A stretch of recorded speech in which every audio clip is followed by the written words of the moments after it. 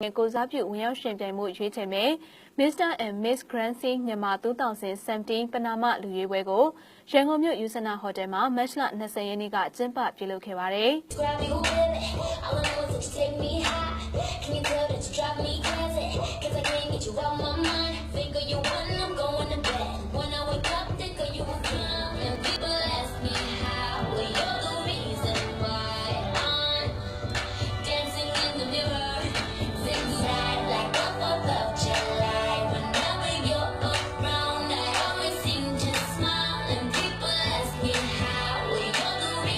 Mr. and Miss Grand Prix မြန်မာ2017အတွက်ပြိုင်ပွဲဝင်ရှောက်လာတွေကိုမတ်လ15ရက်နေ့အထိနောက်ဆုံးထားလက်ခံခဲ့ပြီးလာရောက်ရှောက်ထားသူဦးရေ60ကျော်ရှိခဲ့ပါတယ်။အခုပနာမလူရွေးပွဲမှာတော့အမျိုးသား12ဦးနဲ့အမျိုးသမီး12ဦးစုစုပေါင်း23ဦးရွေးချယ်ခဲ့တယ်လို့သိရပါတယ်။ပြိုင်ပွဲရဲ့ရွေးချယ်ပုံစည်းမျဉ်းတွေကို Mr. and Miss Grand Prix မြန်မာ2017စီစဉ်သူကိုဟန်ထွန်းကအခုလိုပဲပြောပါတယ်။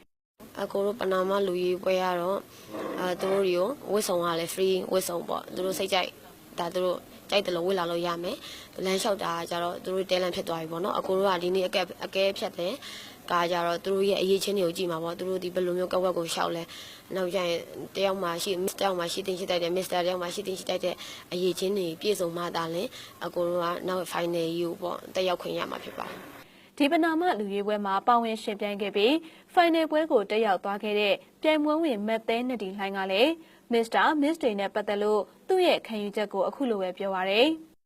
ညီမအနေနဲ့ပို့ပြီးတော့ရင်ခုန်တာကညီမကဒီမြန်မာနိုင်ငံရဲ့အလားအပါတွေအထင်ကြီးရနေရာတွေကိုညီမတို့အနေနဲ့တဦးချင်းတယောက်ချင်းစီအနေနဲ့ဆိုရင်နိုင်ငံတကာကိုချပြဖို့ဆိုတာမလွယ်တဲ့အခွင့်အရေးပါဆိုတော့ဒါပေမဲ့ညီမတို့ဒီမြန်မာနိုင်ငံကိုစားပြုအနေနဲ့တွားရောက်ပြီးတော့တခြားနိုင်ငံမှာရှင်ပြိုင်တဲ့အခါမှာတခြားနိုင်ငံအသီးသီးကိုစားပြုအနေနဲ့လည်းရောက်လာကြတဲ့ Miss တွေအချင်းချင်းပေါ့နော်ကိုယ့်ရဲ့နိုင်ငံရဲ့ကိုပြောပြချင်တဲ့အလားအပါတွေအထင်ကြီးရနိုင်ငံတွေဒါတွေကိုညီမတို့တယောက်နဲ့တယောက် sharing လုပ်ပေးခြင်းအပြင်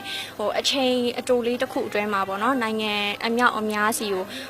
အချင်းချင်း sharing ဖြစ်သွားရဲပေါ့ကို့မှာဘာတွေရှိကို့နိုင်ငံမှာဘာတွေရှိရဲဘယ်လိုတွေလှပရဲသူတို့နိုင်ငံအလှပရဲဘယ်လိုတွေရှိရဲဆိုတာကိုအချိန်တိုလေးအတွင်းမှာနိုင်ငံရဲ့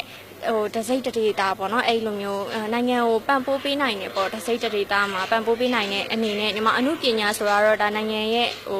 ပုံရိပ်ပါပဲ image ပါပဲဆိုတော့အရင်တော့ကတော့ရုပ်ရှင်အနေနဲ့ပဲညီမတို့နိုင်ငံရဲ့ image ကိုဖော်ပြကြတယ်ဒါပေမဲ့အခုအချိန်ဒီမှာတော့ညီမတို့ Miss Day ဆိုပြီးပေါ်လာပါပြီနောက် modeling ဆိုတာလည်းပေါ်လာပါပြီဆိုတော့ပို့ပြီးတော့အခွင့်အလမ်းတွေများလာတဲ့အချိန်မှာညီမကလည်းနိုင်ငံကိုစားပြု Miss Day အောင်အနေနဲ့နောက်ထပ်ပြီးတော့ရှင်ပြိုင်ကြမှာတည်းရဲ့ရှင်ဟုတ်